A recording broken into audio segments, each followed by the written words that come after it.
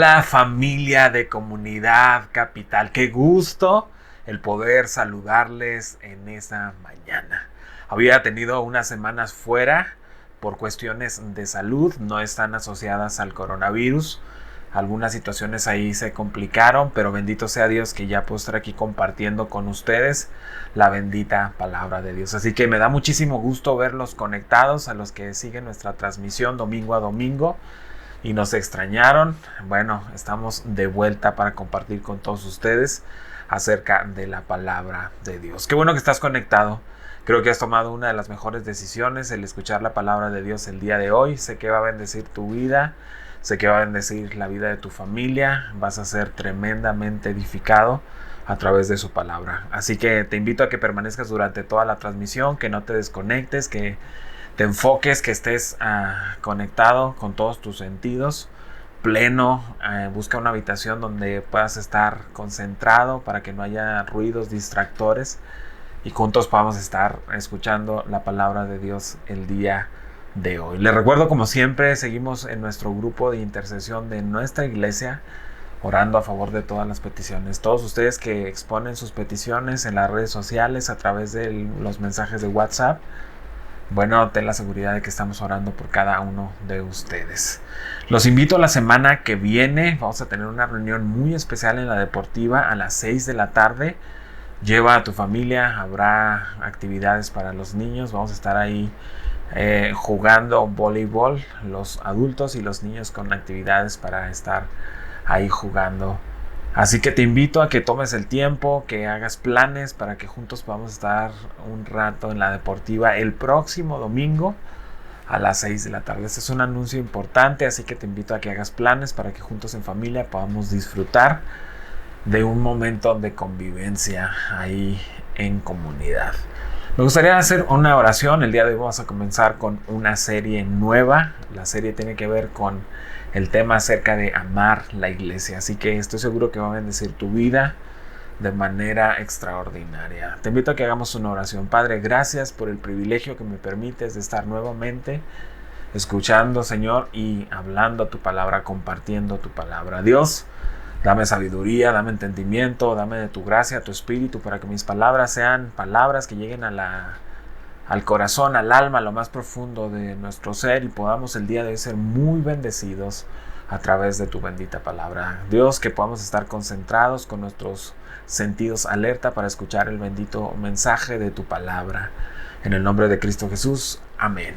El día de hoy empezaremos hablando acerca de un personaje peculiar dentro de la Sagrada Escritura. Les estoy hablando acerca de un rey, el rey Salomón. El rey Salomón es denominado como el rey más sabio de la historia, un hombre que pidió a Dios sabiduría y Dios se la otorgó. Me gustaría que nos concentráramos en el segundo libro de Crónicas, capítulo 1, y estaremos hablando acerca del verso 10 al verso 12. Si tienes una Biblia, ve ahí. Si tienes una libreta para apuntar y tienes ahí tu lápiz, tu libreta, en donde tú mejor lo desees en tu dispositivo, te invito a que tomas nota para que después puedas traer reflexión entre la semana y puedas de nuevo ser bendecido a través de su palabra. Segundo libro de Crónicas, capítulo 1, del verso 10 al 12. Yo te pido sabiduría y conocimiento para gobernar a este gran pueblo tuyo. Estas son palabras del rey Salomón. De lo contrario, ¿quién podrá gobernarlo? Verso 11. Entonces Dios le dijo a Salomón: ya que has pedido sabiduría y conocimiento para gobernar a mi pueblo, sobre el cual te he hecho rey, y no has pedido riquezas, ni bienes, ni esplendor, y ni siquiera la muerte de tus enemigos o una vida muy larga, te los otorgo. Pero además voy a darte riquezas. Dios le está hablando al rey Salomón. Bienes y esplendor como nunca los tuvieron los reyes que te precedieron, ni los tendrán los que habrán de sucederte. Mira qué extraordinaria promesa le da Dios al rey Salomón. El rey Salomón hace una oración legítima, una oración que creo muchos de nosotros tendríamos que hacer, no solamente para dirigir un reino, sino que tú y yo también somos responsables de nuestra casa, de nuestros hijos, nuestro esposo, nuestra esposa. Y hay algo muy interesante en todo esto. Los mayores logros de su reinado, estamos hablando del rey Salomón, incluyeron la construcción del templo de Jerusalén y el establecimiento de las relaciones con naciones extranjeras. El rey David, que fue el padre del rey Salomón, tuvo una influencia poderosa en la decisión de Salomón de construir el templo. Recordamos que una de las cosas que sobresalieron en el reinado del rey Salomón es la construcción del templo. Y hay algo muy interesante en todo esto. Te lo vuelvo a decir, el rey David, padre de Salomón, tuvo una influencia poderosa sobre la decisión de Salomón de construir el templo. Es decir, que el rey David dejó un legado sobre sus hijos, en este caso sobre su hijo Salomón. El rey Salomón cumplió con la voluntad del rey David. El primer libro de Reyes, en el capítulo 8, en el verso 17, nos dice de la siguiente manera: pues bien, mi padre David tuvo mucho interés en construir un templo. Ahora quien está hablando es el rey Salomón, en honor del Señor, Dios de Israel. Y ahí hay algo muy interesante que quiero compartir con todos ustedes. Quiero que no se me desconecten, que estén plenamente concentrados, enfocados en el mensaje del día de hoy. Si estás ahí conectado, si estás concentrado, te invito a que en la caja de los comentarios escribas amén, aquí estoy presente, un abrazo, un saludo, bueno, que estés aquí interactuando con nosotros. Salomón sabía que lo que había en el corazón de su padre, y esto es extraordinario, porque de alguna u otra forma David se encargó de decirle, mientras estaba con vida y mientras él era pequeño tal vez, o mientras por ahí trabajaban, convivían al día a día, acerca de su inquietud de construir el templo. David quería construir un templo al Señor. Dios, por alguna situación, le dice que él no será el que construya el templo, sino su hijo, el rey Salomón. Entonces David hizo muy bien en conferir toda su voluntad al rey Salomón. Es decir, constantemente, creo, imagino, la Biblia no nos dice eso, pero que David estaba platicando constantemente con Salomón acerca de su voluntad, acerca de su deseo, de su anhelo de construir el templo para el Señor. Salomón estaba plenamente convencido de la decisión que había tomado el rey David, de la voluntad, de esa determinación que había hecho David de construir el templo. Ahora se la estaba confiriendo al rey Salomón.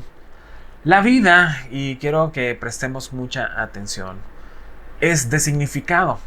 Las cosas no valen por lo que son, sino por lo que significan. Si tienes en qué apuntar, te invito a que lo hagas. Esta es una frase muy conveniente para nuestro estudio el día de hoy. La vida es de significado. Las cosas no valen por lo que son, sino por lo que significan. Y hay algo muy interesante con esto. Por mucho tiempo tuvimos una mala cultura, por decirte, entre los líderes de la iglesia, los pastores, personas que de pronto se quejaban en familia acerca de los feligreses, de las ovejas, del liderazgo, de las finanzas, de un montón de cosas que de pronto nos causan frustración a nosotros los líderes de la iglesia. Y yo quiero imaginar que hay muchas personas que se han apartado de la iglesia porque muchos de nosotros hemos dado mal ejemplo a nuestros hijos. Te doy el siguiente ejemplo, porque no necesariamente tiene que ver con los líderes, con los pastores de la iglesia. El domingo de pronto nos levantamos tarde, sabemos que tenemos que asistir a la casa de Dios, las cosas se ponen de color de hormiga porque todo el mundo está apurado, sal del baño, alístate pronto, ¿cómo tardas? El papá ya está en el carro pitándole a toda la demás familia que está dentro de la casa aún alistándose, desayunando, medio desayunan, medio no desayunan, la casa termina toda tirada, todos apurados, en el carro van enojados, en el carro van los papás ahí jugando a la lotería, ¿verdad? El transeúnte, el carro, el camión, el poste, el tambo, el tope, ¿no? Esos jueguitos que de pronto cuando vamos enojados en carro empezamos a jugar entre las parejas. Y hay algo muy interesante en esto. Te decía la frase de que la vida es de significado. Las cosas no valen por lo que son, sino por lo que significan. Llegas a la iglesia enojado, frustrado porque llegaste tarde, mal bañado, mal comido, mal todo, mal apurado. Y entonces el significado que tú das a tus hijos acerca de venir a la casa de Dios se tergiversa totalmente debido a la mala experiencia que tuvimos por esa mañana. Es decir, que para los niños significa terror, gritos, significa apurarse, significa llegar tarde, significa ir peleándose y llegar a la iglesia y comportarnos como santos. ¿Te fijas que para todos representa un significado diferente la iglesia? Me llama mucho la atención para aquellos que no están comprometidos en la asistencia a la casa de Dios. Y aunque hemos vivido situaciones complicadas en ya casi 2 años de estar, o en esta segunda o en esta primera parte del segundo año que hemos vivido estas situaciones extraordinarias, bueno, muchos de nosotros hemos dejado de venir a la casa de Dios. Pero muchos creo tenemos la oportunidad de asistir a la casa, de cambiar los roles, de intercambiar. El papá viene una semana, la mamá viene otra semana. Pero no se trata de pronto de estas cuestiones que nosotros denominamos como los pretextos que ponemos, o de alguna manera las justificaciones que nos damos. Se trata del corazón con el que venimos a la casa, se trata de esa necesidad, se trata de venir a honrar al Señor como Él se lo merece. Y eso tiene que ver con nosotros dedicar un día, que es el día del Señor, que en este caso hemos decidido que sean los domingos. ¿Qué representa para ti eso? Poco compromiso. ¿Qué representa para ti eso? Puedo ir, una opción, si está bien, si tengo tiempo, si las cosas me van bien, si asisto, si no tengo carro, no tengo ganas, no me nació en el día, no tengo carro. Bueno, podemos poner miles de justificaciones para no asistir a la casa de Dios. El asunto es que tú estás dando un mensaje totalmente adverso a tu familia.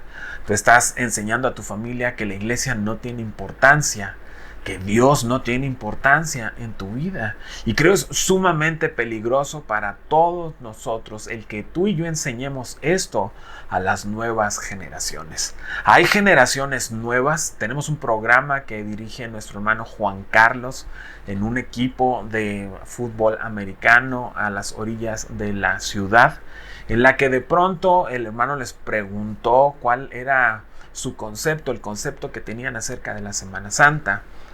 Es triste porque ni siquiera culturalmente reconocemos. No les estoy hablando como cristianos, no les estoy hablando ni siquiera como católicos, les estoy hablando como una persona, un ser humano simple y corriente, alguien que es parte de la cultura mexicana, alguien que es chihuahuense. No identificaba cuál era el significado de la Semana Santa. Y esto es sumamente peligroso. Porque si un padre está fallando en su compromiso de compartir a sus hijos fe, si tú no le das un significado a venir a la casa de Dios, si tú no te responsabilizas, si tú no te comprometes, incluso me llama mucho la atención y quiero aquí compartir con ustedes, si tú no te comprometes ni siquiera financieramente, si tú no te comprometes en el servicio de la iglesia, tu familia estará menos comprometida que tú. Y yo creo que una de las cosas más importantes que les podemos heredar a nuestros hijos es la voluntad de seguir al Señor. Y esto es lo que me llama mucho la atención del rey David.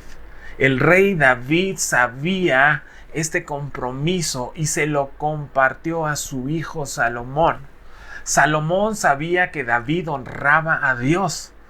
Y Salomón honra a Dios al pedirle que le dé sabiduría, porque él sabía que Dios era la fuente de toda sabiduría. Pero no creo que lo haya aprendido por sí solo. Yo creo que el rey David había dado una enseñanza profunda a su hijo Salomón de confianza. Me gustaría saber cuántos de ustedes enseñan a sus hijos a amar al Señor, a leer la Biblia, a tener un tiempo devocional, a seguir al Señor, a portarse como es digno de un creyente.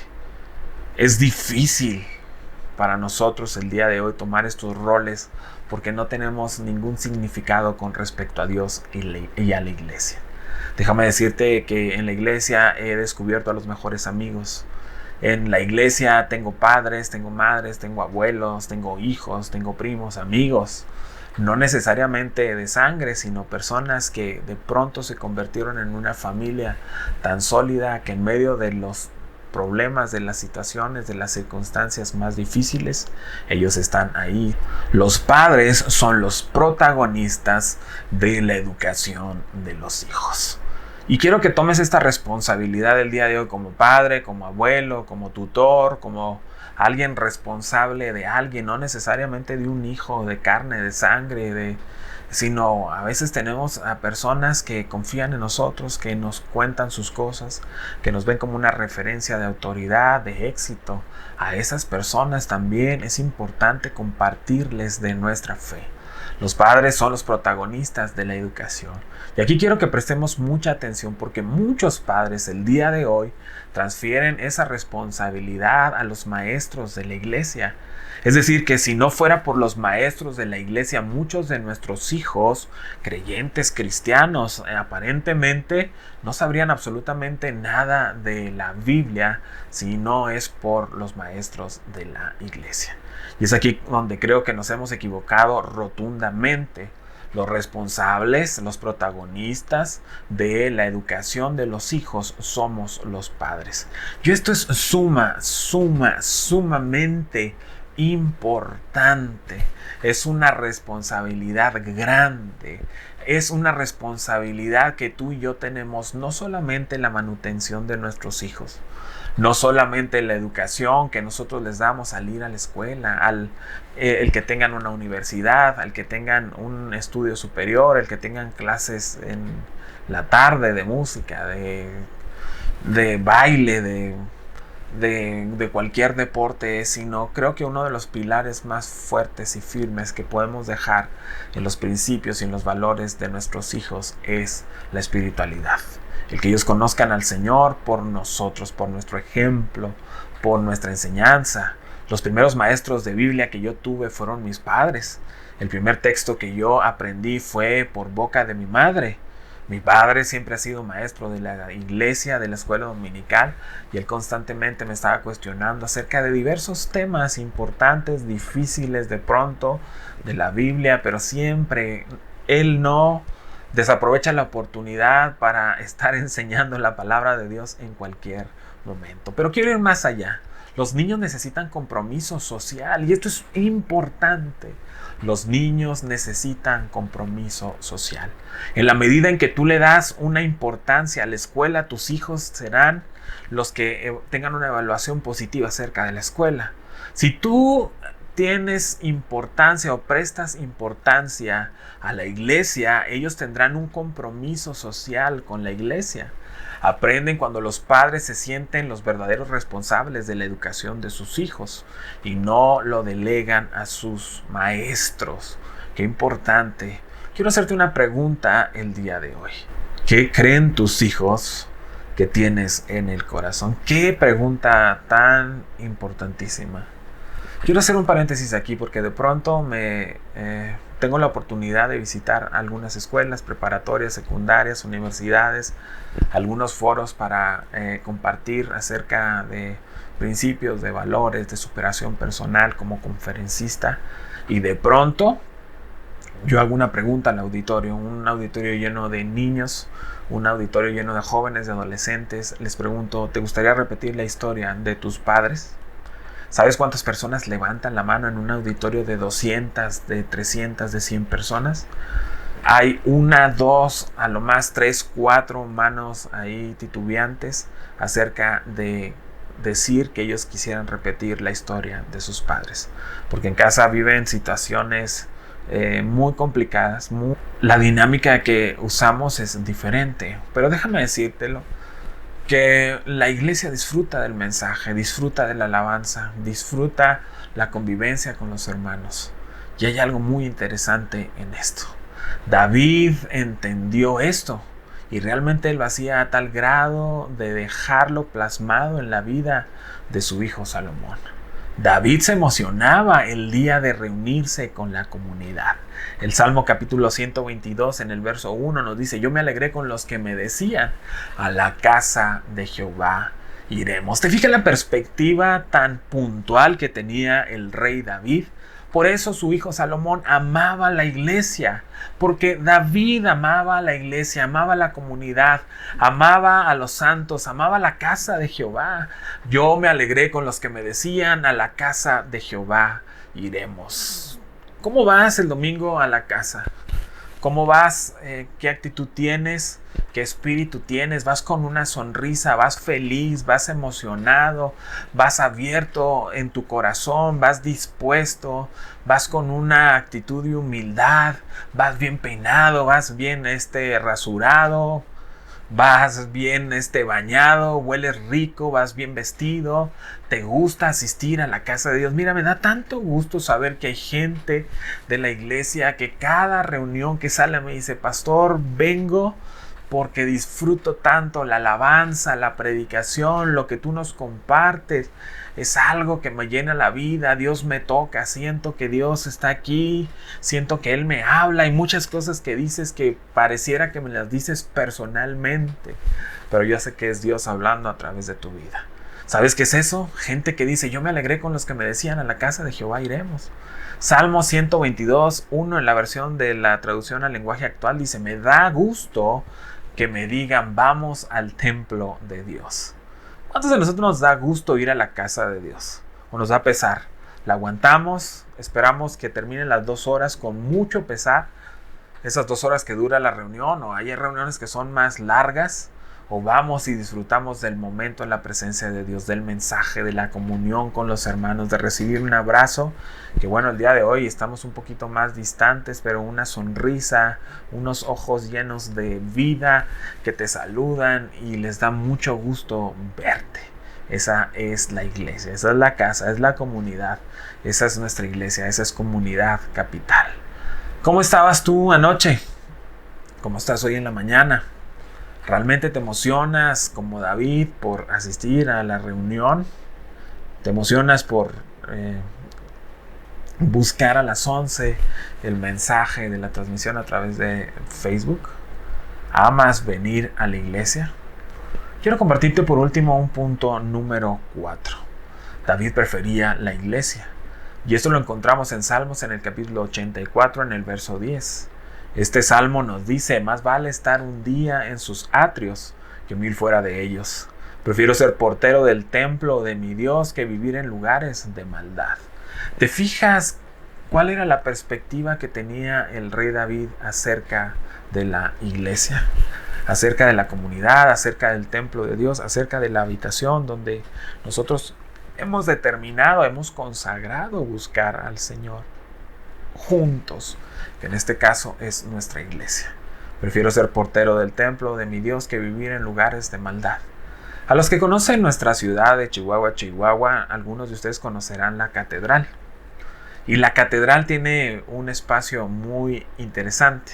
Algunos de nosotros conocemos el parque que está en las afueras de la catedral. Bueno, pues déjame decirte que ese parque que está a las afueras de la iglesia es considerado el atrio. Eso es el atrio. Todo el parque es los atrios. Incluso David dice: más vale estar un día ahí afuera de la iglesia, pendiente, que 1000 fuera de ellos. Prefiero ser portero del templo de mi Dios. Está hablando acerca de la puerta, del atrio, del lugar donde todos entramos para esa reunión. En nuestra iglesia, los que nos conocen saben que estamos debajo de un puente. Y debajo de ese puente, bueno, nosotros lo utilizamos como un estacionamiento. Me gusta saber que la gente llega y se estaciona debajo del puente sabiendo que ese es nuestro atrio, que la calle es nuestro atrio, que las afueras de nuestra iglesia, de nuestro auditorio son el atrio. Y entonces la gente llega feliz buscando al Señor, entra por sus puertas con acción de gracias, con alabanza. Qué interesante esto. Quiero compartirte un quinto punto como pilón. David adoraba a Dios en la iglesia. El segundo libro de Samuel, en el capítulo 6, del verso 14 al 16, nos dice: David iba vestido con un efod de lino y danzaba con todas sus fuerzas. Y tanto él como todos los israelitas llegaban al arca del Señor entre gritos de alegría y toque de trompetas. Cuando el arca del Señor llegó a la ciudad de David, Mical, la hija de Saúl, se asomó a la ventana y al ver al rey David saltando y bailando delante del Señor, sintió un profundo desprecio por él. Es interesante cómo la esposa de este rey David, Mical, empieza a sentir desprecio por un hombre que estaba expresando con todo su corazón adoración al Señor. Y hay algo aquí interesante. Yo no sé si tú has visto a los afroamericanos, que son súper expresivos en su forma de adorar. Personas que tienen una alabanza extraordinaria, músicos talentosos, músicos extraordinarios que hacen cosas increíbles al ejecutar sus instrumentos. ¿Has visto esos grandes coros? ¿Has visto a esos hombres y mujeres bailando? ¿Has visto a esos hombres y mujeres adorando a voz en cuello, con una voz increíblemente afinada, con unas ganas, con una pasión? ¿Sabes por qué lo hacen? Porque ellos vienen de un contexto de esclavitud, y el expresar la adoración, la alabanza al Señor expresa la libertad.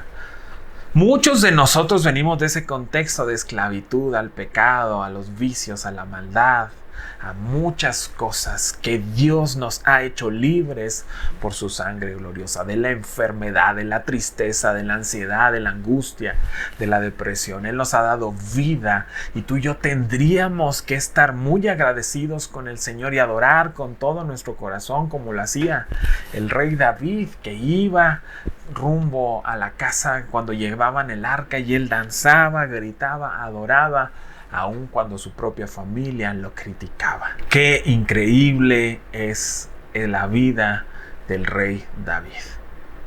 En Capital nos preocupamos por construir una iglesia irresistible.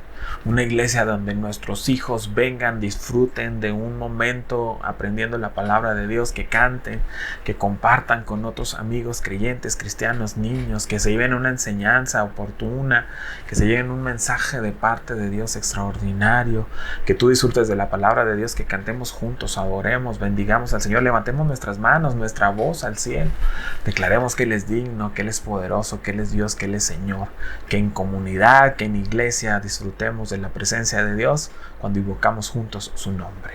Isaías capítulo 2 verso 2 nos dice: en los últimos tiempos quedará afirmado el monte donde se halla el templo del Señor, será el monte más alto. Está hablando acerca del monte donde iremos a adorar, y la casa del Señor se ha constituido en el lugar que nosotros hemos determinado para adorar al Señor, y cuando estamos en ese lugar somos bendecidos por su presencia. Mira, podemos tener muchos conceptos equivocados, erróneos acerca de la fe, de los pastores, de la iglesia, de los líderes, de la comunidad en general. Pero hay algo muy importante que nunca debemos olvidar.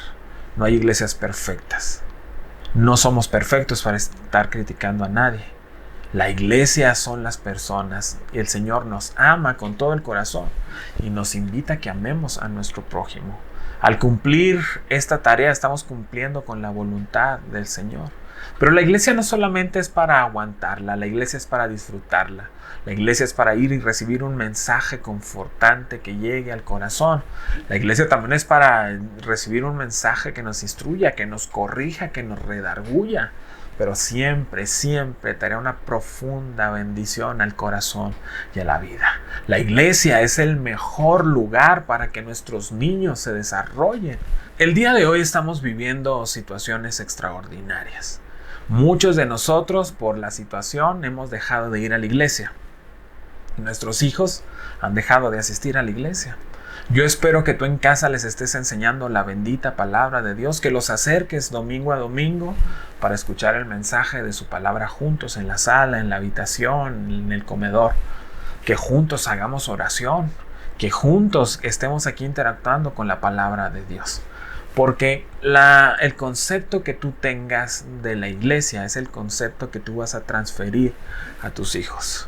El rey David cumplió su tarea con compartir su voluntad a Salomón. Y Salomón con gusto construyó el templo porque su padre fue alguien que le enseñó a honrar al Señor. ¿Quieres que tus hijos tengan una buena vida en el futuro? ¿Quieres que tus hijos tengan buenos amigos? ¿Quieres que tus hijos tomen buenas decisiones en la vida? Acércalos a la iglesia. Ama tú la iglesia y tus hijos amarán la iglesia. Sirve tú en la iglesia y tus hijos servirán en la iglesia. Sé generoso en tus finanzas con la iglesia y a tus hijos nunca les faltará nada y también serán generosos. No me cabe la menor duda de esto porque yo lo vivo en carne propia. Mis padres me enseñaron a amar la iglesia, a servir a la iglesia, a invertir en la iglesia. Y yo con mi hijo hago exactamente lo mismo. ¿Tú qué estás haciendo? ¿Qué está haciendo tu familia? ¿Qué piensa tu familia acerca de la iglesia? ¿Qué piensa tu familia acerca de Dios? ¿Les estás enseñando la palabra? ¿Amas la iglesia? ¿Amas la comunidad, los hermanos, la convivencia, el abrazo, el consejo? Yo amo la casa del Señor. Espero que tú también la ames. Te invito a que hagamos una oración. Padre, gracias por tu presencia, gracias por tu espíritu, gracias por tu bendición, gracias por el mensaje del día de hoy. Gracias porque comenzamos con esta serie con el pie derecho, Señor, y queremos declararte, Señor, que nuestra perspectiva está, Señor, alineada según tu propósito, según tu palabra. Amamos, Señor.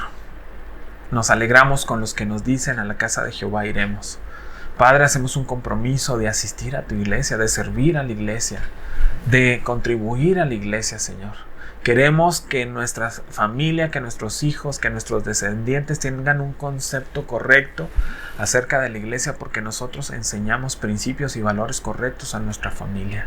Padre, pongo a cada uno de los que están ahí en tus manos, a cada hijo, a cada adolescente, a cada joven, a cada papá, a cada mamá, a cada abuelo.